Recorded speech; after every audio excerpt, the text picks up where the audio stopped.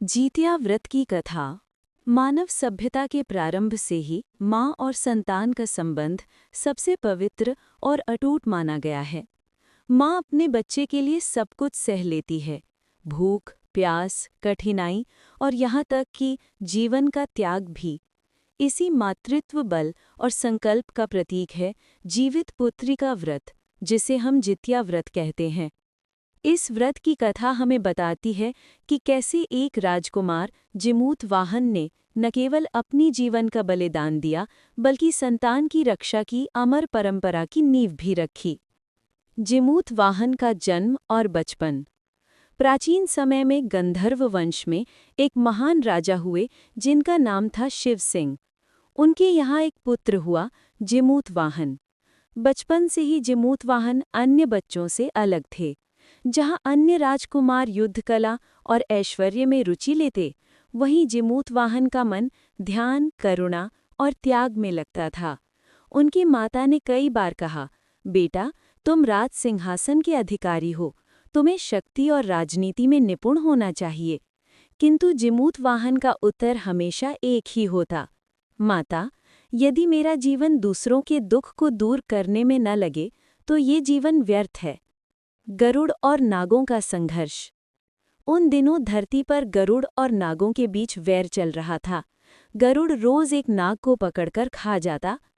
नागराज ने गरुड़ से विनती की, हे देवता, कृपया हमारे कुल का संहार मत कीजिए। गरुड़ ने कहा, ठीक है, प्रतिदिन तुम मुझे एक नागपुत्र बलि स्वरूप दोगे, तब मैं बाकी नागों को छोड़ दूंगा। ये समझौता मान लिया गया, लेकिन अब प्रतिदिन एक नागपुत्र को अपने प्राण देने पड़ते थे। पूरा नाग कुल दुख और भय में जीने लगा। बलि की तैयारी और जिमूत वाहन का आगमन। एक दिन जिमूत वाहन हिमालय की गुफाओं में भ्रमण कर रहे थे। अचानक उन्होंने देखा, एक वृद्ध नाग दंपत्ति अपने पुत्र को रोते बिलखते बलि के लिए तैयार कर रहे हैं। वो बालक मृत्यु के भय से कांप रहा था। माता पिता की आंखों में अश्रुधारा थी। जिमूत वाहन ने पास जाकर पूछा, माता पिता, ये कैसी क्रूर परंपरा है कि अपने ही पुत्र को मृत्यु के हवाले कर रहे हो? वृद्ध नाग ने उत्तर दिया, राजकुमार, ये हमारी विवशता है। गरुड़ प्रतिदिन एक नाग की बलि मांगता है। आज मेरे घर की बारी है। यदि पुत्र को ना भेजूं तो पूरा कुल नष्ट हो जाएगा। जिमूत वाहन का हृदय द्रवित हो उठा। उन्होंने सोचा, कोई भी माता पिता अपने पुत्र को मरते नहीं देख सकते। यदि इस संतान से जीवित रह सकती है तो यही मेरा धर्म है। जिमूत वाहन का त्याग। जिमूत वाहन ने उस नागपुत्र से कहा, भाई, तुम अपने माता पिता के पास जाओ, आज तुम्हारी जगह मैं बलि बनूंगा। उसने स्वयं को लाल कपड़े में लपेटा और बलिशिला पर लेट गया। थोड़ी देर में गरुड़ आकाश से उतरे। गरुड़ ने कहा, वाह, आज तो मोटा और बलवान नाग मिला है, और वे जिमूत वाहन को पकड़कर उड़ने लगे। गरुड़ का चमत्कारिक परिवर्तन। गरुड़ ने जैसे ही जिमूत वाहन का रक्त पीना चाहा, वैसे ही उन्होंने शांत स्वर में कहा, हे गरुड़ देव, मैं नाग नहीं हूँ, मैं मानव हूँ। मैंने ये बलिदान इसलिए दिया है ताकि एक पुत्र अपनी माँ की गोद में जीवित रह सके।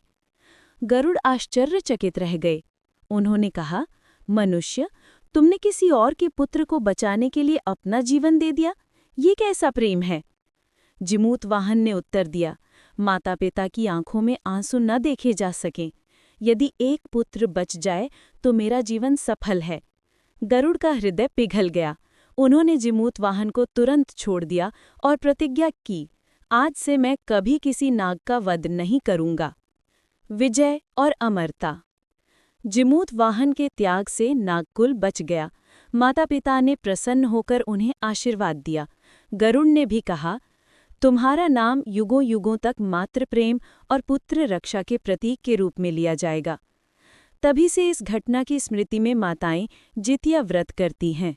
वे ये मानती हैं कि जैसे जिमूत वाहन ने किसी और की संतान को जीवित रखा, वैसे ही इस व्रत के पुण्य से उनकी संतान सदैव जीवित, दीर्घायु और स्वस्थ रहेगी। लोक कथाओं में विस्तार। ग्रामीण अंचलों में जब ये कथा सुनाई जाती है तो माताएं आंचल से आंख पोंछ लेती हैं। वे कहती हैं, जितिया के बिना पुत्र का जीवन अधूरा है। गांव-गांव में महिलाएं रात भर गीत गाती हैं। जिमूत वाहन बलि गए, नागिन के लाल बचे। जितिया माता रक्षा करें, ललना के प्राण बचे हैं। निष्कर्ष, इस प्रकार जितिया व्रत की कथा हमें ये सिखाती है कि मातृत्व का बलिदान सबसे बड़ा है। संतान की रक्षा के लिए कोई भी कष्ट सहन करना धर्म है। त्याग और करुणा से ही समाज का कल्याण संभव है। जिमूत वाहन की स्मृति में किया गया ये व्रत आज भी बिहार, झारखंड, पूर्वी उत्तर प्रदेश और नेपाल की लाखों माताओं के जीवन का हिस्सा है। जितिया व्रत की पूजा विधि। व्रत की शुरुआत यानी कि नहाए खाए। व्रत से एक दिन पहले महिलाएं स्नान कर शुद्ध होकर सात्विक भोजन करती हैं। घर की सफाई की जाती है और देवताओं की पूजा की जाती है। इस दिन को नहाए खाए कहा जाता है। उपवास का दिन, माताएं सूर्योदय से पहले उठकर स्नान करती हैं। नदी या तालाब में स्नान करके मिट्टी, दूब, घास और फूल लाकर पूजा स्थान पर रखती हैं। व्रती पूरे दिन निर्जला उपवास करती हैं, बिना जल और भोजन के। पूजा सामग्री: दूब, अखंड ज्योत यानी कि दीपक, हल्दी, सिंदूर, धूप, दीप, फूल, अक्षत, माला और लाल वस्त्र। जीमूत वाहन और गरुड़ नाग की प्रतिमा या चित्र।